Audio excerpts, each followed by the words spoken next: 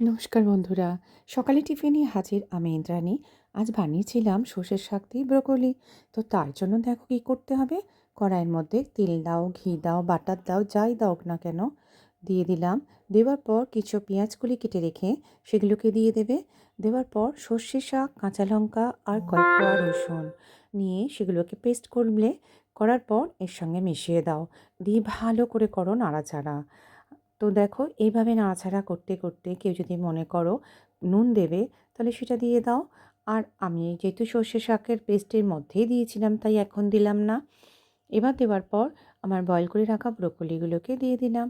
জানো তো শীতের এই সবজিগুলো, ব্রোকলি, পেঁয়াজকলি, সর্ষে শাক, সত্যি খেতে ভীষণ ভালো লাগে। তো শীতের সবজি শীতকালে বেশি খেতে ভালো লাগে, তাই না বন্ধুরা? তো যাই হোক, তারপর ঢাকা দিয়ে দিয়ে এটা করবে। করার পর যেহেতু শাক রয়েছে, সেহেতু এর মধ্যে আমি সামান্য পরিমাণ চিনি দেব। যদি তোমরা কেউ মনে করো দেবে না, সেটাও করতে পারো। একটু মিষ্টি মিষ্টি ঝাল ঝাল হলে এটা রুটির সাথে বলো, আর যে কোনো পরোটা বলো, ভাতের সাথেও এটা খেতে খুব একটা খারাপ লাগবে না, ভালোই লাগে খেতে। আর খেতে হয়েছিল ভীষণ ভালো, জানো তো। তাই জন্য করলাম তোমাদের সাথে শেয়ার।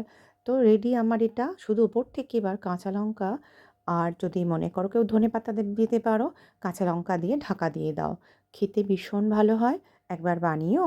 আর দেখো তো কেমন লাগে তোমাদের, আমাকে জানিও অবশ্যই। তোমরা জানাও না কেন জানি না।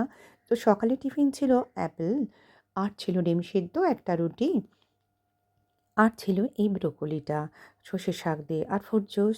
তো সকালে টিফিন এটাই ছিল। তো তোমাদের কেমন লাগলো জানাতে কিন্তু ইন্দ্রাণীকে ভুলো না। তোমরা জানিও এই ব্রেকফাস্টটা কেমন লাগলো।